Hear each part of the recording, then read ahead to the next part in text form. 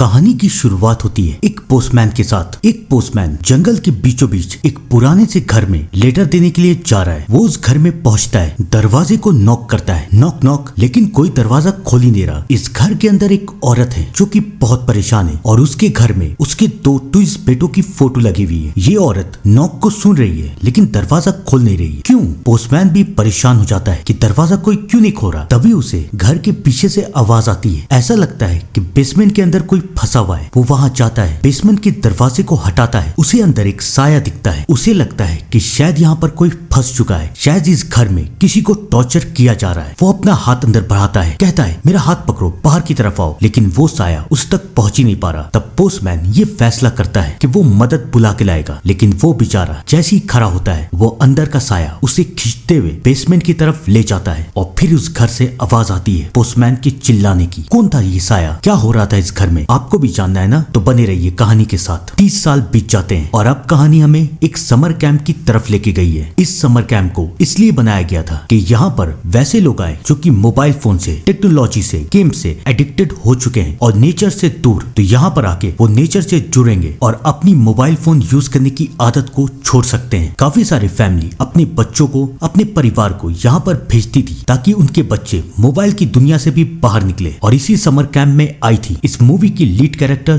जोइशा। यहाँ पर बहुत कोई भी आए थे। इस समर कैंप में सबसे पहले सबके मोबाइल फोन, टैबलेट्स, सारी डिवाइस ले लिए जाते हैं और उसके बाद इस समर कैंप का लीडर सबको ये बताता है कि यहाँ पर आप 1 हफ्ते तक के लिए, और इन 1 हफ्तों में आप लोगों को 4 के ग्रुप में बांटा जाएगा और आपकी ग्रुप की एक लीडर भी होगी। उनके साथ आप लोग ट्रैकिंग में जाएंगे, जंगल घूमेंगे, नेचर देखेंगे, एडवेंचर करेंगे। आप लोगों को बहुत मजा आएगा और उसके बाद आप लोगों को पता चलेगा कि नेचर कितना अच्छा है। सब कोई बहुत खुश है, लेकिन जोइशा अभी भी बहुत उदास है। जोइशा ने कुछ महीने पहले अपने मॉम और डैड को एक एक्सीडेंट में खो दिया था और तब से वो डिप्रेशन में, और अपनी इसी डिप्रेशन को खत्म करने के लिए जोइशा आज यहाँ पर इस समर कैंप में आई है। ये समर कैंप काफी सालों से चल रहा है। कई लोग यहाँ पर दोबारा भी आए हैं और कई लोग पहली बार भी। फाइनली सबकी टीम बांटी जाती है और जोइशा की टीम भी बनती है और उसकी टीम में है उलेग, डैनियल, बार्टेक, एनेलिया, और उनकी टीम की लीडर है इज़ैक। इज़ैक पूरी की पूरी टीम को लेके जंगल की तरफ जाती है। उनका मकसद बिल्कुल साफ था, पूरे जंगल को घूमना, ट्रैकिंग करना, इधर उधर सब कुछ देखना। लेकिन उन बेचारों को पता नहीं था कि वो लोग जा कहाँ रहे हैं। एक कमाल की बात बताऊं? चलो बता ही देता हूँ। ये जंगल वही जंगल है जहाँ पर वो घर था। याद है ना वो 30 साल पहले वाला घर? याद है ना वो साया? याद रखिएगा। ये तो हमें पता है, लेकिन जोइशा और उसकी टीम को ये बात पता नहीं थी। जोइशा की टीम में एक लड़की थी एनेलिया, और एनेलिया को डैनियल और बार्टेक दोनों पसंद करते थे। लेकिन एनेलिया डैनियल के ऊपर अपना सारा ध्यान दे रही थी और ये बात बार्टेक को पसंद नहीं आ रही और बार्टेक ने डैनियल का मजाक उड़ाया। डैनियल को भी गुस्सा आ गया और डैनियल ने बार्टेक को धक्का दे दिया। इन लोगों के बीच में एक बहस चल रही थी, एक लड़ाई चल रही थी। लेकिन यहीं से कुछ कदम दूरी पे, याद है ना वो घर? उस घर में अभी भी वही औरत है और अभी भी उस घर में उसके 2 बेटे की, यानी कि 2 ट्विंस बेटे की फोटो है। वो औरत बेसमेंट में खाना लेके जा रही है लेकिन उसका पैर फिसल जाता है। वो बेसमेंट के अंदर गिर जाती है और शायद अब वो उठ नहीं पाएगी और हमें दिखाया जाता है कि खौफनाक सा साया अब बेसमेंट से बाहर निकल चुका है। शायद अब वो शिकार करने के लिए निकल चुका है। आइए जानते हैं कि इस कहानी में आगे क्या होता है। इन सारी बातों से अनजान जोइशा और उसकी टीम ट्रैकिंग का मजा ले रहे थे। अब रात हो चुकी है, सब कुछ सो चुके हैं, लेकिन डैनियल और एनेलिया पानी के पास जाके बातें कर रहे हैं। काफी रात हो जाती है। एनेलिया तो वहां से चली जाती है, लेकिन डैनियल जो कि अपने साथ मोबाइल फोन लेके आया था, वो अपने फोन को यूज कर रहा है। लेकिन वो बेचारा देख नहीं पाता कि उसके पास एक राक्षस आता है या एक शैतान, और वो डैनियल को घसीटते हुए वहां से ले जाता है। डैनियल बचने की कोशिश करता है तो वो डैनियल को उठा के, जैसे कि एक तिनके को उठाया जाता है, उसे पेड़ पे मार देता है। डैनियल बेहोश हो जाता है और फिर वो डैनियल को लेके चला जाता है। अगली सुबह सबकी आंख खुलती है। डैनियल का दूर दूर तक कोई आता पता नहीं। तब जोइशा ये देखती है कि पेड़ पे खून के दाग है। वो सबको बताती है कि जरूर डैनियल के साथ कुछ ना कुछ तो गलत हुआ है। लेकिन इज़ैक उसकी बात मानने को तैयार ही नहीं है। इज़ैक उससे कहती है कि कुछ पेड़ ऐसे होते हैं जो कि रंग छोड़ते हैं, शायद ये वही पेड़ है। तुम लोग फिक्र मत करो, ये भी हो सकता है कि डैनियल वापस कैंप लौट गया हो या वो इधर उधर घूमने के लिए गया हो। कोई बात नहीं, एनेलिया और बार्टिक यहीं पर रुकेंगे और मैं, उलेक और जोइशा आगे की तरफ जाके डैनियल को ढूंढेंगे। अगर 1 घंटे के अंदर अगर हम लोगों को डैनियल नहीं मिला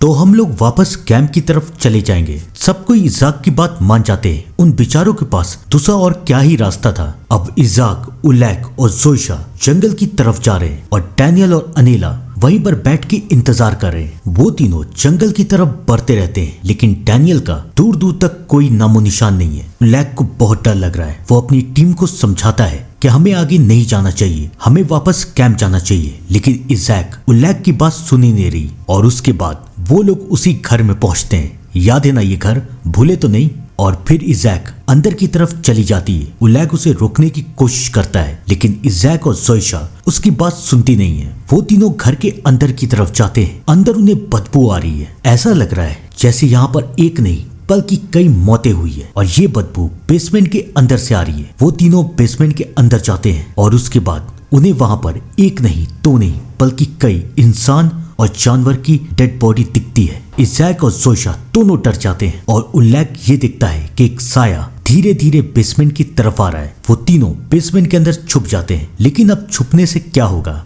वो शैतान बेसमेंट के अंदर आ जाता है, लेकिन इससे पहले वो इन तीनों को मार पाता। इज़ैक, जोइशा और उलेक दोनों को बाहर भेज देती है। वो दोनों तो वहां से बाहर निकल जाते हैं, लेकिन इज़ैक बेचारी बच नहीं पाती। वो शैतान इज़ैक को मार देता है। अब तक जो बात सिर्फ गलतफहमी थी, अब वो सच्चाई बन चुकी है। उलेक और जोइशा दोनों बहुत डर चुके हैं। उलेक जोइशा को कहता है हमें यहाँ से भागना पड़ेगा, हमें यहाँ से निकलना पड़ेगा, चलो वापस कैंप। लेकिन जोइशा उलेक को समझाती है कि तुमने ध्यान दिया वहां पर डैनियल की बॉडी थी और उसकी बॉडी के पास उसका फोन, हमें वापस जाना पड़ेगा, हमें फोन की जरूरत है ताकि हम मदद बुला सके। लेकिन उलेक मना कर रहा है और फाइनली जोइशा उलेक की बात मान जाती है। वो दोनों डैनियल के पास जा रहे हैं, लेकिन उन बेचारों को पता नहीं था कि उनके वहां पहुंचने से पहले वो शैतान वहां पहुंच चुका है और वो एनेलिया को मार देता है। डैनियल भी उस शैतान को देख लेता है और वो भी वहां से भाग जाता है। एक बात समझ में नहीं आई, ये शैतान इतनी जल्दी घर से यहाँ तक पहुंचा कैसे। सब्र रखिए, धीरे धीरे सारे राज खुलते जाएंगे। जब जोइशा और उलेक वहां पहुंचते हैं तो वो भी उस शैतान को देख लेते हैं। अब सिर्फ 3 लोग बाकी हैं और तीनों के तीनों अलग अलग डायरेक्शन में भाग रहे हैं। जहां पर एक तरफ जोइशा और उलेक को एक घर दिखता है, वो लोग उसके अंदर चले जाते हैं। वहीं दूसरी तरफ बार्टिक को एक चर्च दिखता है और वो चर्च के अंदर चला जाता है। जिस घर में जोइशा और उलेक घुसे थे उस घर में एक बुरा सा आदमी रहता था। पहले तो वो जोइशा और उलेक को एक लुटेरा, एक अपराधी समझ रहा था, लेकिन वो लोग उसे समझाते हैं कि इस जंगल में एक शैतान हमारे पीछे पड़ा हुआ है, उसने हमारे 3 दोस्तों को मार दिया है। तब वो आदमी समझ जाता है कि ये लोग किसकी बात कर रहे हैं। वो उन्हें बताता है कि मैं जानता हूँ और वो एक नहीं बल्कि 2 शैतान है। तो लेकिन अब तक तो उन्होंने सिर्फ एक को देखा था। वो आदमी उसे सारी कहानी सुनाता है कि ये कहानी 40 साल पुरानी है। एक माँ अपने 2 जुड़वा बेटों के साथ एक घर में रहती थी। वो लोग काफी खुश थे, लेकिन एक दिन आसमान से एक पत्थर टूट के उनके खेतों में गिरा। सबको लगा कि ये मामूली पत्थर है, लेकिन वो पत्थर कोई मामूली नहीं था। उसके अंदर एक शैतानी शक्ति थी और वो शक्ति उसके दोनों बेटों को शैतान बना देती है। माँ समझ जाती है कि अगर उसके दोनों बेटे आजाद रहे तो वो सबको मार देंगे, तो वो अपने बेटों को बेसमेंट में बंद कर देती है। लेकिन माँ तो माँ ही है, वो अपने बेटों को मरने कैसे देगी। वो अपने बेटे को खाना खिलाती गई तब तक जब तक आखिरकार वही बेसमेंट में गिर के मर नहीं गई। याद है ना वो बुरी औरत जो बेसमेंट में गिर गई थी और बेसमेंट का दरवाजा खुल गया था। तो ये थी वो शैतानों की कहानी। वो बुरा आदमी उलेक और जोइशा को समझाता है कि अगर तुम दोनों को जिंदा रहना है तो यहीं पर रहो, यहाँ से बाहर मत निकलना। लेकिन जोइशा ये फैसला करती है कि वो बाहर जाएगी। उसे यहाँ से बाहर निकलना था। जहाँ पर एक तरफ जोइशा और उलेक वापस उस मनहूस घर में जा रहे थे फोन लेने के लिए, वहीं दूसरी तरफ बार्टिक चर्च में अकेला था। लेकिन अब वो शैतान चर्च में भी पहुंच जाता है। वो सबसे पहले पादरी को मारता है और उसके बाद वो बार्टिक की तरफ जाता है। तो क्या उसने बार्टिक को मार दिया? सब्र रखिए, पता चलेगा। इन सारी बातों से अनजान जोइशा और उलेक फाइनली वहां पर पहुंचते हैं, लेकिन अब वो अंदर जाएंगे कैसे?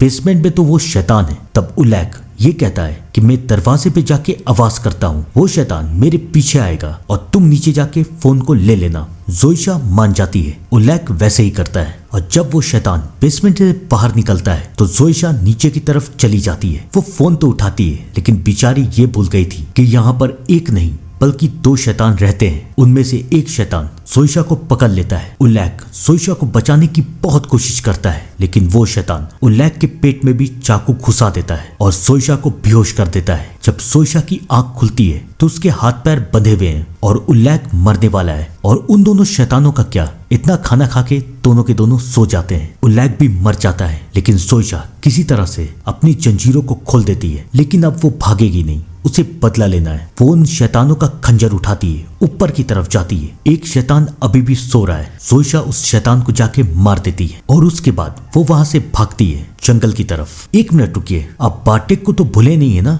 बार्टिक अभी भी जिंदा है, लेकिन वो है कहाँ? हमें उस बुरे से आदमी के घर में ले जाया जाता है। उस आदमी को लगता है कि उसके घर में कोई साया आ रहा है, लेकिन वो था बार्टिक। और वो आदमी अनजाने में बार्टिक पे गोली चला देता है। अब बार्टिक भी मर चुका है, सिर्फ सोइशा बची है। लेकिन क्या वो बच पाएगी? आइए जानते हैं। फाइनली सोइशा जंगल से निकल जाती है और उसे एक पुलिस वाला भी मिल जाता है। वो पुलिस के साथ बैठ के इस जंगल से दूर जा रही है, लेकिन वो शैतान अपने भाई का बदला लेने के लिए वहां पर आ जाता है। पुलिस वाला उस शैतान के पास जाता है। सोइशा चिल्ला रही है, प्लीज उसके पास मत जाओ, लेकिन वो उसकी बात नहीं सुनता और वो शैतान पहले उस पुलिस वाले को मार देता है और अब वो सोइशा की तरफ आ रहा है। लेकिन अब सोइशा ये फैसला कर लेती है कि वो मरेगी नहीं बल्कि मारेगी। वो शैतान को कार से कुचल देती है और उसके बाद वहां से चली जाती है। ठहरिए जरा, आपको क्या लग रहा है कहानी खत्म हो गई? रात होती है, 2 कैंपर उसी रोड पे भटक रहे हैं और हमें दिखाया जाता है कि वो शैतान अभी भी जिंदा है। 1 मिनट, एक फाइनल ट्विस्ट भी बाकी है। सोइशा ने अपना बयान जाके पुलिस वालों को दे दिया था और सारे के सारे पुलिस वाले उन शैतानों के घर पे आ चुके थे। और उसके बाद वो शैतान भी जाग जाता है जिसे सोइशा ने मारा था। वो भी नहीं मरा है, ये दोनों के दोनों जिंदा है, यानी कि मौत का आतंक अभी भी जिंदा है। इसका पार्ट 2 भी आया है और इसका पार्ट 2 भी मैं जल्दी एक्सप्लेन करूंगा। तब तक के लिए thank you and good bye.